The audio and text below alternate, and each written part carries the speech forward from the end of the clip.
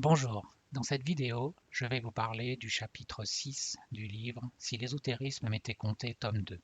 Et dans ce chapitre, j'aborde la question qu'est-ce que l'akasha? Où se situe l'akasha, c'est-à-dire dans quel plan? On va regarder ça. Quelles sont les archives ou annales akashiques, à quoi ça correspond? Et puis quel lien y a-t-il avec la mémoire? Car on va voir qu'il y en a un. Alors souvent je me répète, mais à chaque fois j'essaye de formuler les choses de manière un peu différente pour vous présenter les choses sous des angles différents, même si parfois je suis obligé de me répéter. Donc il y a 7 plans. Pour les traditions, ce nombre 7 se retrouve partout. C'est en fait le nombre qui structure l'univers, qui structure tout dans notre origine. Alors pourquoi je dis qu'il y a 7 plans alors que quand je fais les décompositions, il y en a 9? Tout simplement parce que certains des plans, il est plus facile de les décomposer pour en parler, mais en fait, le plan physique et éthérique, c'est un seul et même plan. Parce que chaque plan, pour les traditions, comporte 7 sous-plans. Et donc ce plan physique et éthérique, le plan physique va avoir 3 sous-plans, et le plan éthérique 4 sous-plans. Et donc à lui-même, il ne forme qu'un plan décomposé en 7 sous-plans. Et c'est pareil pour le plan mental et mental supérieur, mental inférieur, mental supérieur qui est aussi appelé plan causal. Il va y avoir 4 sous-plans dans le mental inférieur et 3 sous-plans dans le mental supérieur. Donc ça ne fait qu'un plan. Et donc nous avons toujours cette décomposition en 7 parties. 7 qui vont se décomposer également en 7. Donc à chaque fois, ce 7 se retrouve partout dans les traditions. Également au niveau des cycles. Alors pourquoi je dis ça? Parce que prenons par exemple le plan physique. On a vu précédemment que ce plan physique, ce plan matériel, contient 3 sous-plans physiques, qu'on va appeler une matière solide, une matière liquide, une matière gazeuse. Et puis, dans l'éthérique, il va y avoir 4 différents niveaux d'éther. Donc là, on a 7 parties dans ce plan physique. Mais la vie, il faut la considérer comme un hologramme. Qu'est-ce que ça veut dire? Ça veut dire que ce plan physique, qui se redécompose en 7, eh bien cette décomposition en 7 différents niveaux d'éther, eh bien vous allez la retrouver dans les plans au-dessus. C'est-à-dire ce qu'on appelle le logos, ça va être le premier éther, la monade, le deuxième éther, etc., etc. Donc à chaque fois, cette décomposition en 7 se retrouve de manière analogique dans les plans au-dessus. Donc il faut considérer la vie, c'est ça qu'on appelle un monde holographique, comme un hologramme. Dans un hologramme, chaque partie contient le tout, c'est-à-dire est structurée de la même manière que le tout. Bien là, la partie physique est structurée de la même manière que le tout dans lequel elle se trouve, parce qu'il y a dans cette partie physique cette décomposition en 7 que l'on retrouve à l'intérieur de son ensemble, où elle appartient. Mais ça, on peut le faire encore un cran au-dessus. Ça veut dire qu'il va y avoir également 7 différents niveaux d'éther au-dessus de ce plan logoïque qui pour nous est le summum. À chaque fois que j'ai dessiné les plans, je m'arrêtais au plan logos parce que je disais qu'au-dessus, nous étions dans un état en puissance et donc on ne pouvait pas en quelque sorte en parler. C'était vraiment l'origine de la manifestation. Le logos étant la première manifestation d'un état en puissance. Mais en fait, étant donné que nous sommes dans un hologramme, eh bien, tous ces plans jusqu'au logos ne sont que en fait la partie physique pour une conscience plus haute.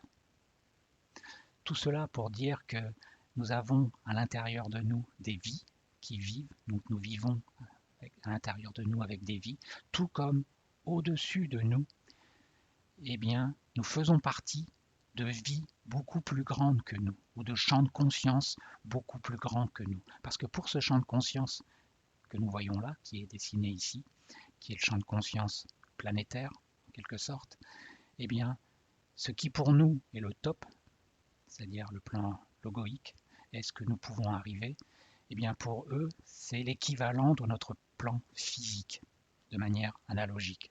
C'est-à-dire c'est leur champ d'expression. C'est là où ils vont aller s'exprimer. C'est pour ça qu'on appelle ça le verbe. Le logos, c'est le verbe, parce que c'est le champ d'expression d'un plan, de quelque chose, d'une cause qui est en puissance et qui est au-dessus. C'est donc ce plan, ces êtres-là, pour ces entités-là, elles vont s'exprimer dans les plans, tout comme nous, en tant qu'êtres humains, eh bien, nous allons nous exprimer dans le plan physique. Car ici, le plan physique, pour nous, en tant qu'êtres humains, eh bien, c'est notre plan d'expression. Eh bien, pour d'autres consciences, leur plan d'expression, c'est l'intégralité de tous les plans auxquels nous pourrons un jour accéder. C'est ça qu'on appelle un hologramme. C'est un peu comme des poupées russes où eh bien, il y a des consciences qui font partie d'autres consciences plus grandes. Et donc à chaque fois, l'objectif c'est d'aller maîtriser tous ces champs de conscience pour pouvoir eh bien, commencer à acquérir le champ de conscience encore plus élevé.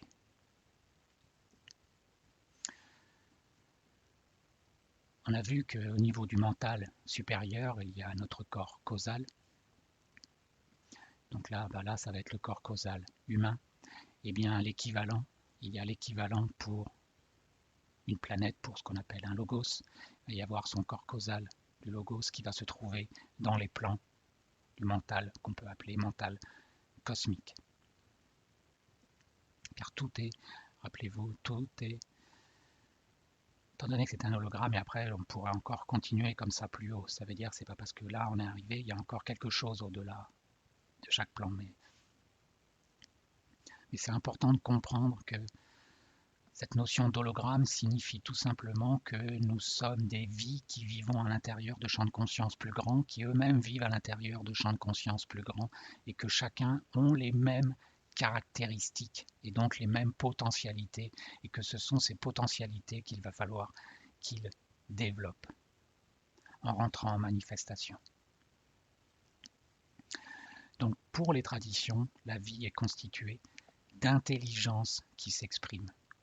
Tout comme là, c'est un mental. Le mental, c'est quelque chose d'intelligent, c'est pas quelque chose qui vient du hasard, qui vient d'une explosion quelconque.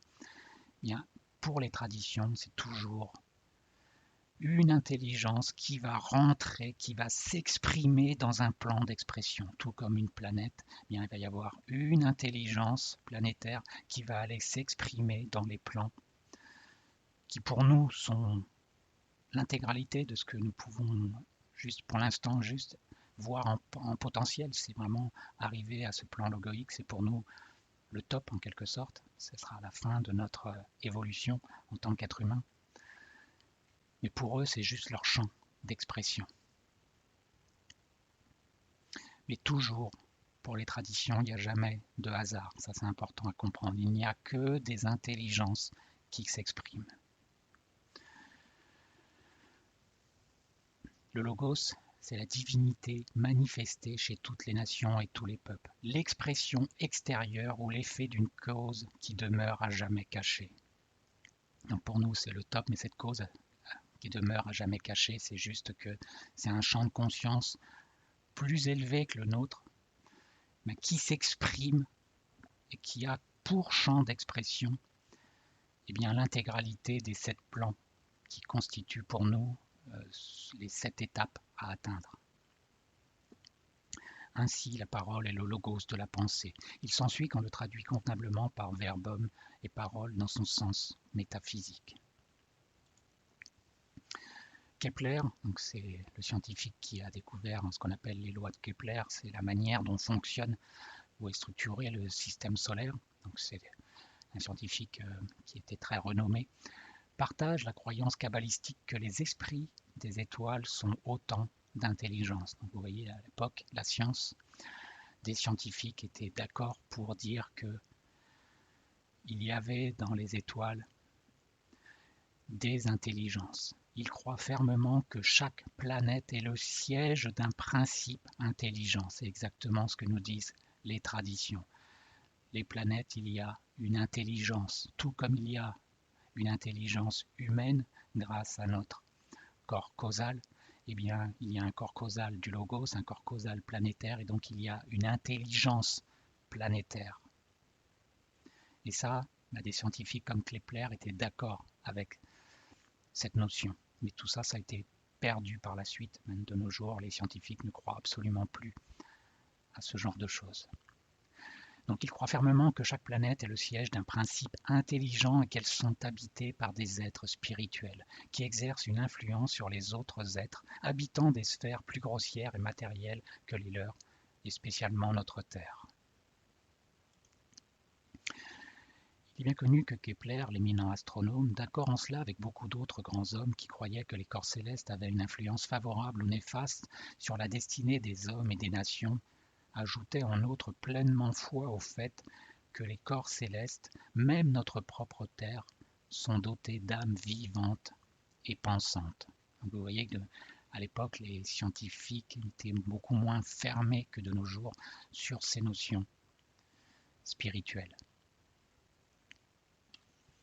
Et ça ne les empêchait pas d'être des grands scientifiques et de faire des grandes découvertes scientifiques.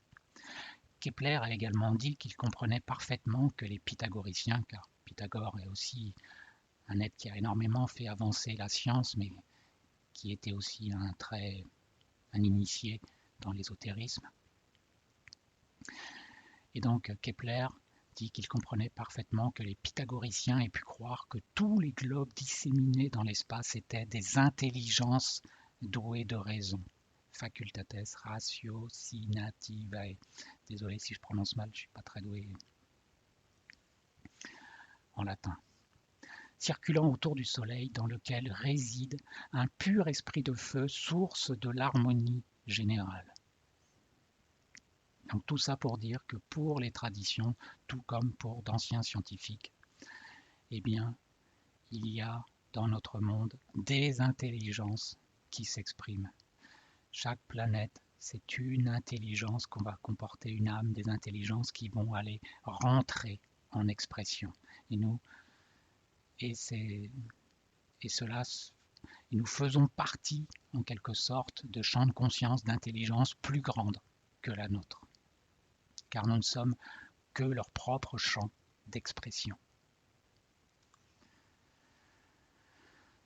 Alors l'akasha va se situer, tout ça pour introduire un peu le fait que l'akasha se situe au niveau du plan monadique. L'akasha, c'est l'espace universel dans lequel réside inhérent l'idéation éternelle de l'univers. C'est-à-dire, en quelque sorte, eh bien, c'est là où il y a englobé toute la pensée, tout ce qui est potentiellement faisable dans cet univers, dans ses aspects toujours changeants sur les plans de matière et d'objectivité, et d'où rayonne le premier logos ou pensée exprimée. C'est donc tout l'espace dans lequel va rentrer ce champ, le champ d'expression. C'est pourquoi il est dit dans les Puranas que l'akasha n'a qu'un seul attribut, le son, car le son n'est que le symbole traduit du logos, le langage dans son sens mystique. Donc akasha, ça va contenir l'ensemble de l'espace sur lequel va rentrer en expression. Donc forme tout l'ensemble du champ dans lequel vont s'exprimer des consciences. La force pénètre dans le système solaire à partir de 3 directions et via 3 canaux. Le Soleil, Sirius, les Pléiades, la Grande Ourse. Je désire attirer ici l'attention sur la correspondance de cette affirmation avec une affirmation précédente au sujet de la radiation solaire et des 3 canaux selon lesquels elle peut être ressentie. Ces courants ou radiations sont appelés akashiques, électrique pranique. Les Pléiades sont la source d'énergie électrique de notre système solaire. Donc pour les traditions, au niveau du troisième logos, donc on a vu c'est là qui va former la partie matérielle de l'être humain, eh bien c'est une radiation électrique. Le second logos qui sont en quelque sorte nos âmes qui vont descendre petit à petit dans les différents plans, ça va être la radiation akashique. Et le premier logos qui est en quelque sorte le père, qui va permettre la remontée vers la source, vers chaque être, vers chaque âme, vers sa monade, c'est la radiation pranique. Alors pour mieux comprendre, la lumière est le premier-né et la première manifestation du suprême, et la lumière est la vie, disent l'évangéliste et le kabbaliste. Toutes les deux sont l'électricité, le principe de vie, l'anima mundi qui pénètre l'univers, le principe vivifiant électrique de toute chose. Donc le principe électrique, c'est celui qui vient de la matière, c'est le souffle de vie. C'est-à-dire pas celui qui rend à l'égal de Dieu, comme on l'a vu. Le souffle de vie, c'est juste ce qui va permettre à la vie d'aller rentrer en manifestation, qui va servir de véhicule. Lorsqu'un occultiste parle de Fohat, la puissance active dans la nature, l'intelligence qui vitalise et dirige le fluide universel électrique au vital, on lui reconnaît. Dans la manifestation de chacune des forces de la nature, l'occultiste voit l'action et la qualité ou de la caractéristique spéciale de son noumen. Le noumen, c'est la cause d'un phénomène, qui est lui-même une individualité distincte et intelligence. De l'autre côté de l'univers manifesté et mécanique. Donc pour les traditions, toutes ces forces qui s'expriment, eh bien, ce sont en fait le résultat d'intelligence, et non pas le résultat de quelque chose d'aléatoire ou de mécanique. Il y a donc la radiation électrique qui est en quelque sorte ce souffle de vie. La radiation pranique, ça va être ce qui va permettre à nos âmes de nous reconnecter à notre source, à notre monade. Et la radiation akashique, eh bien, c'est celle qui est la radiation sur laquelle nos âmes sont descendues petit à petit dans la matière. Et donc cette radiation akashique va rentrer en contact avec la radiation électrique qui va lui servir de véhicule, puis avec la radiation pranique qui va lui permettre de remonter vers sa source. Donc l'akasha se situe au niveau du plan monadique. Mais quand des êtres de nos jours vont chercher, lire dans l'akasha, et là en fait est enregistré tout ce qui a pu se passer tout au long de la manifestation. C'est-à-dire c'est en gros un enregistrement qui va pouvoir contenir tout ce qui s'est produit dans les plans manifestés. Mais quand un être sur Terre va aller lire dans les annales akashiques, il ne va pas lire directement dans le plan monadique, parce que cet akasha en fait va aussi se refléter dans le plan bouddhique. Tout comme il va également avoir un pâle reflet de lui-même dans ce qu'on appelle le plan astral, et qui là, ça s'appelle plus akasha, ça s'appelle lumière astrale. J'appelle ça un reflet, parce qu'en fait là, c'est totalement déformé. Et donc s'il y a des êtres qui vont lire les annales akashiques dans la lumière astrale, eh bien, ils auront une vision totalement déformée de la réalité. Pour pouvoir vraiment lire les annales akashiques, il faut être capable de se connecter au plan bouddhique. Ça, très peu d'êtres sont capables de le faire, car il faut un champ de conscience très évolué pour le faire. Alors déjà, comment ça se fait qu'il y a ce reflet? Donc là, je vais encore me répéter, mais des fois c'est utile. Quand je présente les plans de manière linéaire et de bas en haut, en fait, il faut les considérer comme des octaves d'un piano. Un piano, il y a 7 notes. Elles sont toutes les unes à côté des autres. Après, il va y avoir 7 notes à droite, mais en fait, ce sont différentes octaves. Les 7 premières notes, eh bien, par rapport aux 7 d'après, c'est les mêmes, mais celles d'après sont les mêmes sur un octave au-dessus. Et bien là, c'est pareil. Les plans doivent être vus comme étant différents, à différents niveaux. Et donc quand on recourbe, on voit que le plan physique, astral, mana, quand on les met comme ça, sous 3 niveaux, eh bien on voit que monade, bouddhi, astral, eh bien sont reliés entre eux à la verticale. Et c'est pour ça qu'ils se reflètent les uns dans les autres, tout comme le plan physique se reflète avec le plan atmique, et tout comme le plan mental se reflète avec le logos, le plan logoïque. Donc c'est toujours 3 ternaires dont 2 éléments s'unissent en un seul. Donc c'est ça quand on dit que des plans se reflètent sur eux-mêmes, eh bien c'est chaque fois qu'on est obligé de dessiner ou de représenter des plans, on les fait de manière horizontale, mais ça masque cette réalité que ce sont en fait des octaves qui sont superposés les uns au-dessus des autres. On perd la perspective en montrant ça comme ça, de manière linéaire. L'homme est l'être dans lequel, quelle que soit la partie de l'univers qu'il habite, l'esprit le plus élevé et la matière la plus basse sont unis par l'intelligence.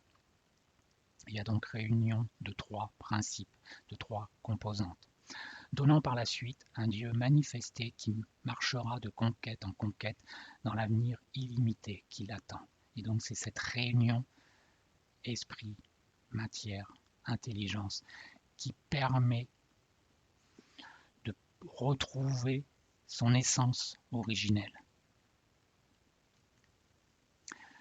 Les chroniques akashiques sont semblables à une immense pellicule photographique enregistrant tous les désirs et expériences terrestres de notre planète.